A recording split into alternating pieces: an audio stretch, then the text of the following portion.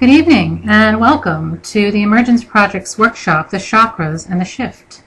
I'm Annette Farrington and I'll be your host tonight. And in the workshop, I hope to shed some light on the topic of the chakras. I hope to help you understand and have first-hand knowledge and experience of your own chakra system and how it works and how you can work with it and use it to empower your health and sense of well-being. By now, most people have heard about the chakra system, but few know the in-depth understanding of how integral the chakra system is to our overall well-being and health. We are energy beings. We have 3 bodies, 5 actually, but in this workshop I'm going to be concentrating on the first 3, the physical, the astral, and the causal body. The chakras reside in the astral body, and the chakras encompass the light, energy, and sound of our being. And these vortexes filter down into our endocrine system and organs in the physical body. Each main center is connected to our being on several different levels: physical, emotional, mental, and spiritual. On the physical level, each chakra governs a main organ or gland, which is then connected to our body part that resonates with the same frequency. Every organ, gland, and body system is connected to a chakra, and each chakra is connected to a color vibrational frequency. For example, the heart chakra oversees the thymus gland, and it is also in charge of the working of the heart organ, lung, bronchial system, lymph gland, secondary circulatory system, immune system, as well as the arms and hands. And the heart chakra resonates with the color green.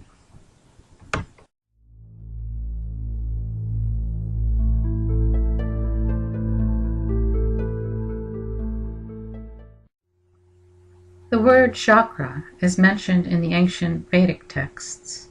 The word means spinning wheel or vortex in Sanskrit. So the chakras are spinning at the 7 points on our bodies, just outside our physical body. We have a front and a back chakra at each of the 7 points. Tibetan Buddhism also acknowledges a chakra system, the Vajrayana chakras, which differ from the Vedic chakras in that they claim only 4 chakras. The chakras are later mentioned in the Yoga Sutras of Patanjali. I came about my own understanding of the chakras from my long-standing practice of meditation, yoga, and Reiki. Because of the shift in consciousness, this ancient knowledge is being reinstated.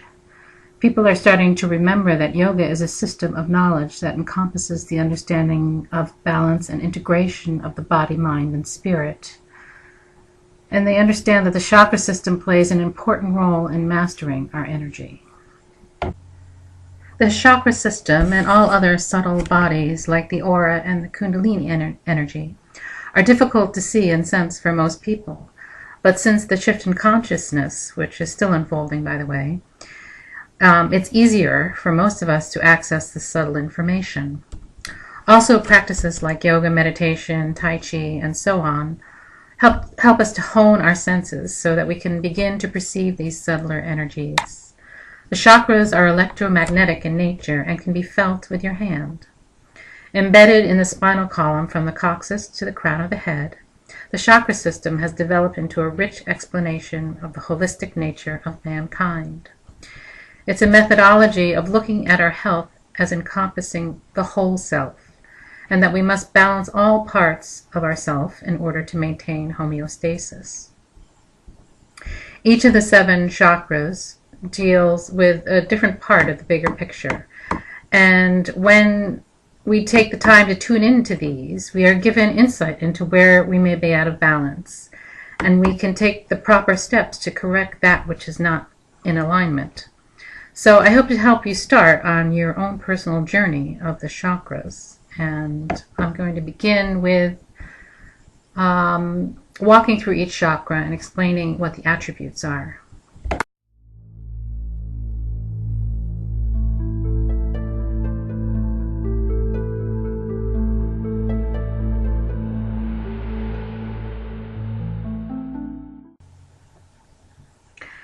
The first chakra is the root chakra, the Muladhara in Sanskrit, and this chakra is located just below the coccyx on the body, and the root chakra color association is red. And if you were to tune in meditation, you might hear the sound of a bumblebee. And the musical note is C, below middle C. And the emotional attributes are the survival instincts, self-nurturance, the mother in us all, the fight or flight instincts. This is the chakra where we need to balance our physical needs or attend to our physical needs. The gland associated with this chakra is the adrenal gland, and the organs are the bone and skeletal structures.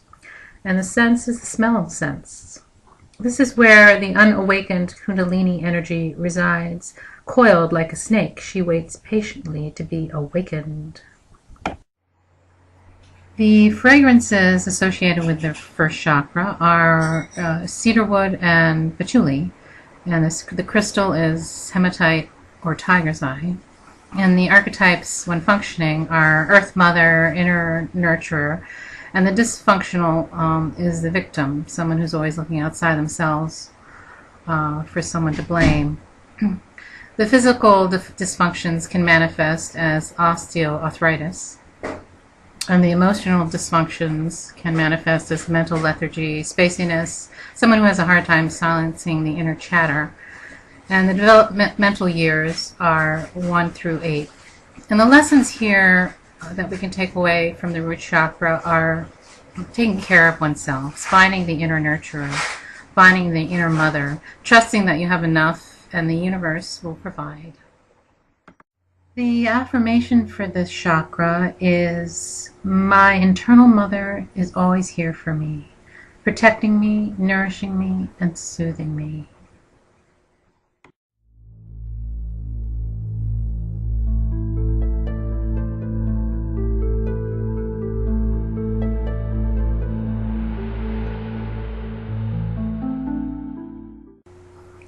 The second chakra, the sacral chakra, also known as Svadhisthana in Sanskrit, means sweetness. It's located on the physical body around the lower abdomen between the navel and the genitals, and the color association is orange. And the sound, if you were to tune in meditation, is a flute or tinkering of a brook. The musical note is A, and the emotional attributes are enjoyment, sexuality, desire, emotional balance. And the glands associated with this chakra are the ovaries and the testes, and the organs are the sexual organs, the bladder, womb, and the prostates. And the sense is the sense of taste. The fragrances associated with the sacral chakra are jasmine, rose, and sandalwood, and the crystals are citrine, carnelian, and gold topaz. The archetypes, when functioning, are the sovereign, and when dysfunctional, manifest as the martyr, someone who has trouble saying no or doesn't know where the boundaries are, and they may always feel sorry for themselves. It's the poor me syndrome. The physical dysfunctions can manifest as frigidity, bladder and prostate problems, lower back issues, and the emotional dysfunctions can manifest as unbalanced sexual energy, emotional instability, and feelings of isolation. And this the sacral chakra develops around 8 to 14 years old. And the lessons we can take away from the sacral chakra are you enjoying the sweetness of life? How might you enjoy your life more? Are you prepared to honor and express your desires? Do you view yourself as having a healthy sexuality? And the affirmation for the sacral chakra is, I am moving towards a time when I am totally happy and fulfilled.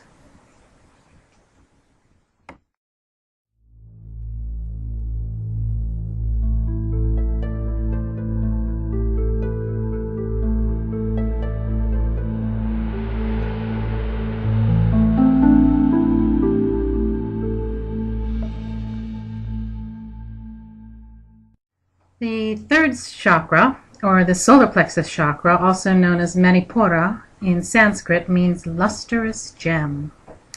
And this is located near the navel center of your physical body. And the color associated with this chakra is yellow, and the sounds are a harp or a stringed instrument. If you were to tune in meditation, this is what you would hear. And then a musical note is B flat. So if you're using a chakra bowl, you would choose a B flat in order to clear or balance this chakra. And the emotional attributes can be zest for life and self-control. This is our personal power center. This is where we wage our personal power struggles. And the gland associated with this chakra is the pancreas, and the organs are the stomach and digestive systems. And the fragrance for the third chakra is bergamot. And the crystals can be sunstone or yellow citron. And the archetypes, when functioning, are spiritual warrior, or the dysfunctional archetype is a drudge. And the physical dysfunctions can manifest as the stomach ulcers, digestive problems, fatigue, chronic fatigue, and diabetes. And the emotional dysfunctions can manifest as oversensitivity to criticism, someone who needs to be in control, or low self-esteem. And the developmental issues around this chakra consist of self-esteem issues, self-confidence, and is developed between the ages of 14 and 21. The affirmation for the solar plexus chakra is, my personal power is becoming stronger every day.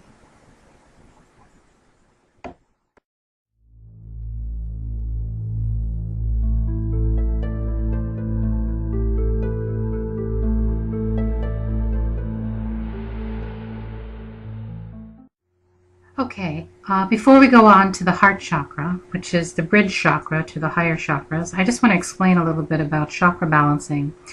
Of course, we've all been listening to the functional and the dysfunctional attributes of each chakra and going, oh my gosh, I have all of those. And of course, you know, living here on Earth, every human has a little bit of this and a little bit of that. We all have stronger or weaker attributes in terms of our chakras and emotional development. You know, if we had perfect chakra balance, we would be bodhisattvas and enlightened beings. And of course, you know, we all have some of our work to do. So I would suggest just looking at where you feel your most prominent blockages, taking a honest look at your life and wondering, okay, what keeps happening? What do I keep running up against? What kind of emotion comes up for me a lot, and I can't seem to control it or whatnot. Anyway, so we'll start from there, and it's about clearing the area of the chakras and eventually clearing all of the chakras, going deeper and deeper into looking at the causes and conditions of these blockages. And I'm hoping that this will help you clear and balance the chakras. So here we go on to the heart chakra.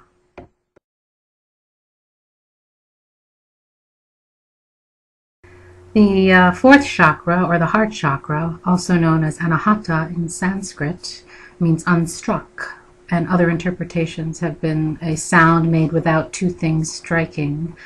And the color association is green or pink, and the emotional attributes are love, relationship with yourself and others. The musical note is D, and the sound, if you were to access this in deep meditation, would be a deep gong or a bell. And the gland is the thalamus, and the heart, and the organs are the heart, chest, lungs, and circulatory system. And the sense is touch. The fragrances for the heart chakra are rose and bergamot, and the crystals are rose quartz, emerald, and jade. And the archetypes are lover and performer. Functional is the lover, and dysfunctional is the performer, someone who is dependent on other people for love to survive and willing to do anything for love, quote, attention. And the physical dysfunctions can manifest as shallow breathing, high blood pressure, heart disease, and cancer. And the emotional dysfunctions can manifest as fear about betrayal, codependence, melancholic, depression. Developmental lessons are forgiveness and compassion, and these are developed in the years of age 21 through 28. And the lessons for the heart chakra, as I mentioned before, it's the bridge chakra, and it's a place where spirit and matter meet. So it teaches us about unconditional love. And the questions to ask yourself are, how well are we loving without conditions? Or what conditions are we placing on the people that we love? And the affirmation for the heart chakra is, the love I feel for myself and others is unconditional.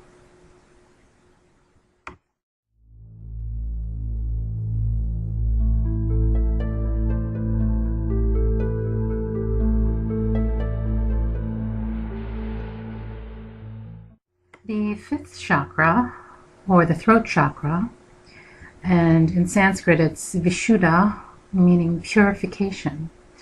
The colors associated with the throat chakra are blue, and the emotional attributes are creative expression, communication, self-expression, and manifesting your ideas out into the world. The musical note is E flat, and the sound that you would hear in deep meditation would be a wind through the trees or water rushing. The gland it's associated with is the thyroid, and the organ is mouth, throat, and ears. And the sense is sound and hearing. The fragrances for the throat chakra can be chamomile and myrrh, and the crystals can be lapis lazuli, turquoise, or aquamarine. And the archetypes are, in the functional mode is the articulate communicator, and in the dysfunctional is the masked self. An example of the masked self is someone who is always going around with a very positive, sunny attitude and a smile on their face, but inside is very unhappy. So the inner and the outer don't jive. The physical dysfunctions can manifest as sore throat, neck ache, thyroid problems, tinnitus, or asthma. And the emotional dysfunctions can manifest as perfectionism, inability to express emotions, or blocked creativity. And the developmental manifestation is personal expression, and the developmental years are 28 through 25. So the lessons that we can take away from the throat chakra are, am I expressing my authentic self? Are my thoughts and my expressions of pure intent? And what can I do to manifest my creativity more effectively and out into the world? The affirmation for the throat chakra is, I always speak from my heart.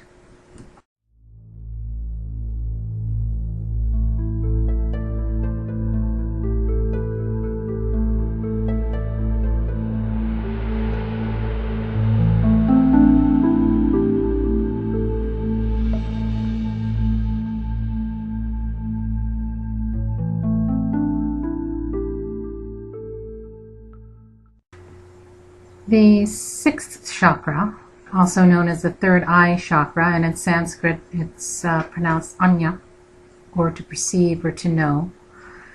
And physically it's located between the eyebrows, just above the nose. And the colors associated with the third eye chakra are indigo and purple. And the emotional attitudes and attributes are intuition and wisdom. And the musical notes, if you were to hit a bell or use a singing bowl, it would be a G above middle C. And the sound, inner sound, is the Om sound. And the gland associated with the third eye chakra is the pituitary. And the organs are the eyes and the base of the skull. And the sense is the sixth sense of inner knowing.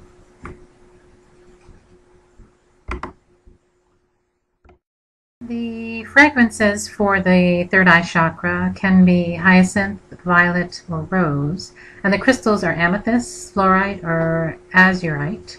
And the archetypes functioning are a psychic, and dysfunctional is over-rationalizing or a rationalist, someone who is disconnected from their intuition and who has rationalized everything in order to justify it. So, and some of the physical dysfunctions that can manifest are headaches, poor vision, neurological disturbances, and glaucoma. And the emotional dysfunctions can manifest as nightmares, learning difficulties, and hallucinations. And the developmental manifestations are emotional intelligence. And the lessons we can learn from the third eye chakra are we allowing for silence in our lives so we can be open to the voice of intuition? And are we relying too heavily on what we read or what authorities tell us to make our own decisions based on our intuition? And the affirmation for the third eye is, I trust my inner knowing and guidance.